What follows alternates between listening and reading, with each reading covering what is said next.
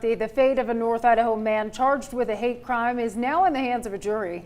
Today, the trial wrapped up for Richard Sovenski. The trial comes after an incident in Coeur over the summer where Sovenski yelled racial slurs at a group of teens. KREM 2's Taylor Bido was in court today as both sides made their closing arguments. And Taylor, about an hour ago, you learned the jury still undecided.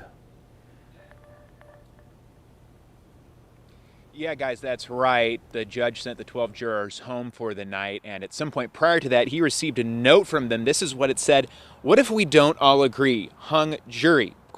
Now, to be clear, this isn't a hung jury just quite yet. They're technically still deliberating. Just a couple of hours ago, they heard closing arguments from both sides.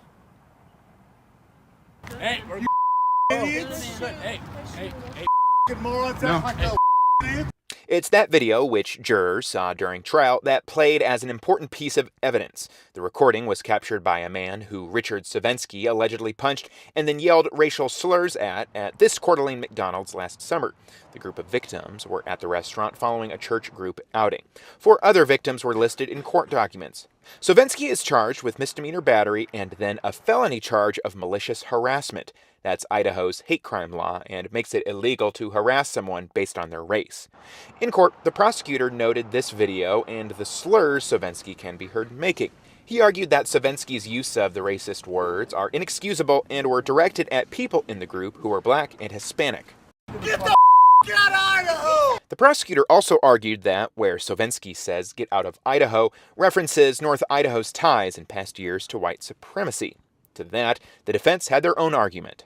What happened was a very unfortunate breach of the peace. It was not a hate crime.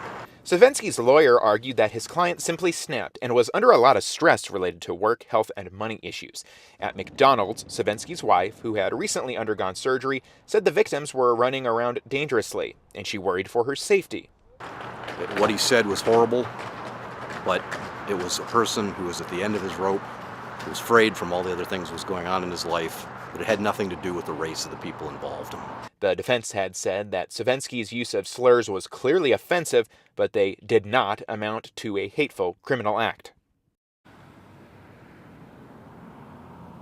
And those jurors will be back here tomorrow morning at 9 a.m. You can expect some updates on this trial tomorrow on KREM. If convicted, Sovenski potentially faces prison time. Live outside the Kootenai-County Justice Building, Taylor Bido, KREM 2 News.